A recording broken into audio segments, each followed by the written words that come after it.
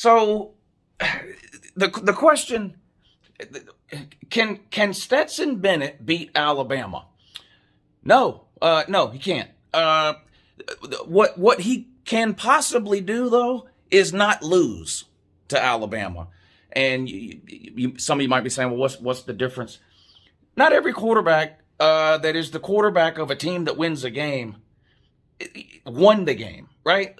Game managing quarterbacks have been around forever. Now, lately in college football, we haven't seen too many successful, quote unquote, game management type quarterbacks, at least in the playoffs or national title type scenarios. In fact, if you look at the last 5 national title winning quarterbacks, they're all 5 NFL starting QBs, with the exception of Deshaun Watson, who talent-wise is an NFL starting QB, but because he likes to get women's fists shoved up his butthole, he's been unable to find a job. But anyway, that's a different video for a different day.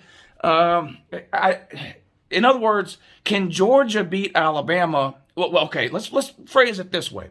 Can Stetson Bennett beat Alabama? No.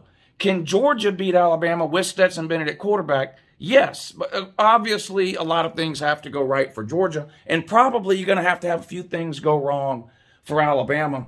But like I did the other day, I wanted to make some copious notes. In fact, I'm going to put my regular glasses on. I'm an old-ass man. I can't see shit out of those wanted glasses. Let me go ahead and put my regular glasses on so I can see these copious notes I told. What is that? What is that? Well, let me put my glasses on so I can see it. What is that? Oh, it's a bitch. No, I'm just kidding. Here's my copious notes right here. I wanted to take a look at who has beat Alabama lately, and how have they beat Alabama. So I took a look at the last 4 Alabama losses, okay? And we'll start with the most recent and work our way backwards. Alabama lost earlier this year to Texas A&M. Now, I would argue that of all the losses Alabama has suffered in this 4-game loss stretch that I'm going to look at, Calzada, the Texas A&M quarterback, the Italian Hot Pocket, is probably the worst of the 4. But he had the game of his life in this game. He did have 1 interception, but Bryce Young also had 1 interception, and Alabama also had some special teams miscues in that game. And Texas A&M, if I remember right, had a special teams touchdown on a kick return. And if you've been watching football for any amount of time at all, special teams touchdowns don't happen very often. When they do happen in a game, it can be a determining factor one way or the other. Anytime you're talking about, right, you've done this if you're a football fan. If you're looking at an underdog and you're going, man, how can this underdog win? There's a list of things you name off every single time. No turnovers. Get a special teams touchdown is something that people always say can make a difference. So Texas A&M did beat them. But how many points did Texas A&M have to score to beat Alabama? 41. They beat Alabama 41-38. So Texas A&M beat Alabama. They scored over 40 points. They had 1 turnover, 1 interception by the quarterback, and they had a special teams touchdown that kind of negated that, right? 2020, of course, they didn't lose any games, undefeated in the COVID champions. 2019, they had 2 losses. They lost to LSU in the middle of the season. That was the Joe Burrow LSU team. Joe Burrow had 400 yards, no turnovers. And they won 46-41. So they needed all 400 of those yards from Joe Burrow, and they needed Joe Burrow to have no interceptions. And this is the team that a lot of people tell us is the greatest team in history, right? So for the greatest team ever, LSU 2019, which I don't believe is the greatest team ever, one of the great, top 10 maybe, great team. It took 400 yards from a Heisman-winning NFL starting QB, right? And no interceptions to win. Now, and that score was 46-41. So again, you look at the last two losses, 2021 to Texas A&M, 2019 to LSU, it took 40 points to beat Alabama. In 2019, Alabama also lost to Auburn to end the regular season. Now, this game was a little bit of an anomaly. Auburn was not a great team in 2019, but Alabama had some quarterback issues in that game, and they had to play Mac Jones. Now, Mac Jones went on to be a great quarterback in 2020. Not so much in 2019. He had 2 interceptions in that game. And Bo Nix, not a great QB, but had 0 interceptions in that game. And what was the score? 48 to 45. So Auburn needed every bit of those 48 points to beat them. So the last 3 losses that Alabama has taken, the opposing team has scored 40 points or more. Let's go to 2018. 2018, Alabama went undefeated in the regular season, won the SEC, won the first round playoff game, faced off against Trevor Lawrence and the Clemson Tigers in the national title game, and lost.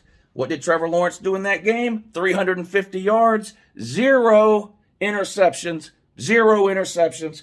And Clemson scored how many points? 44.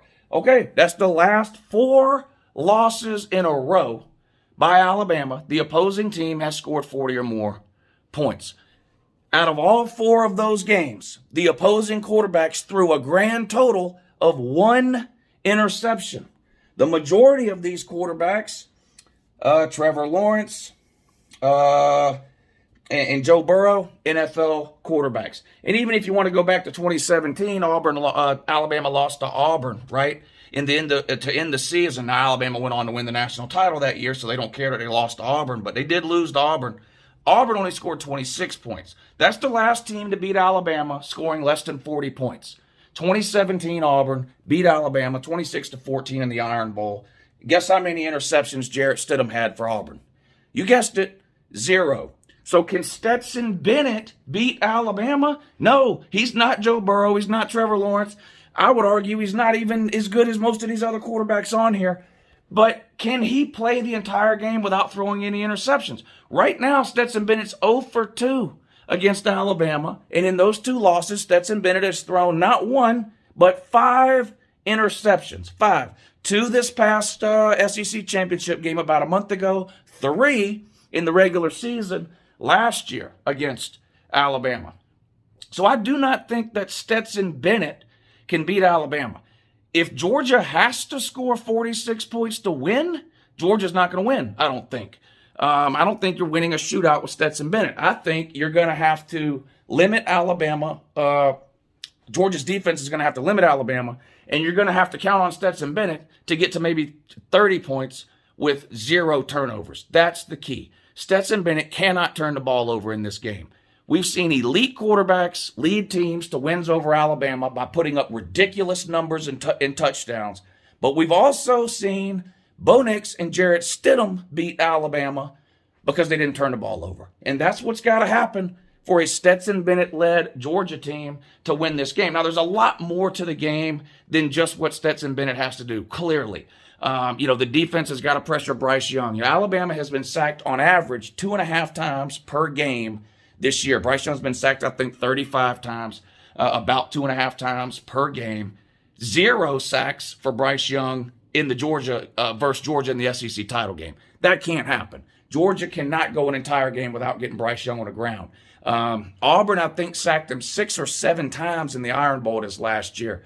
That's what you have to do. Now, I don't think Georgia needs 6 or 7 sacks, but you got to get 2 minimum.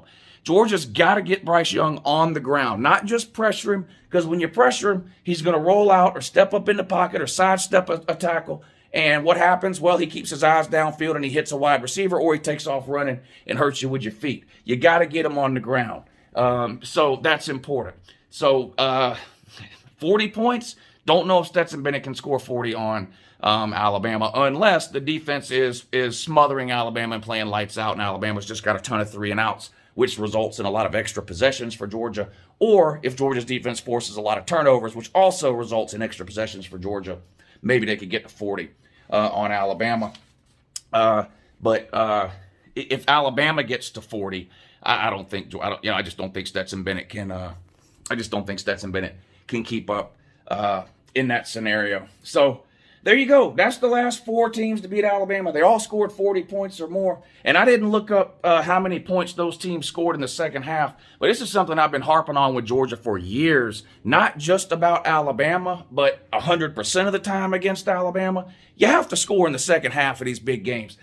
Winning at halftime or at the end of the first quarter, we all know that doesn't mean anything. But it's more than that. Georgia has been unable to score points in the second half against Alabama the last 4 times we played them.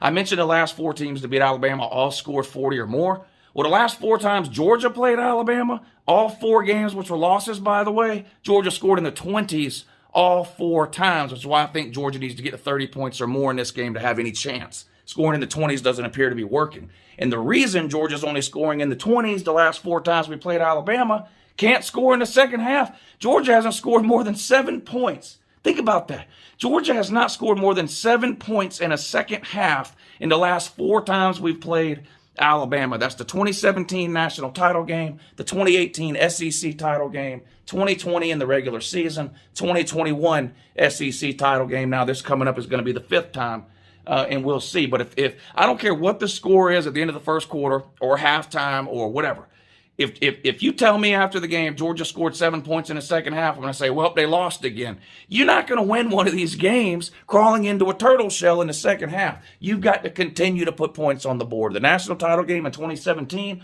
we scored, I believe, 3 points in regulation in the second half. Then we kicked another field goal in overtime. So we scored a total of 6 points between the second half and overtime. You got to 2018, a touchdown in the second half of the SEC title game, and that was it. Finished with 28 points. You go to 2020, last year, we had 21 points at the end of the first half, 24 points, I believe, at the end of the game. And then this past game, we had, I think, 17 at halftime, finished with 24, 1 touchdown in the second half. So have not scored more than 7 points against Alabama in the second half. So people go, oh, what do you have to do to beat Alabama? Well, you got to sack Bryce Young.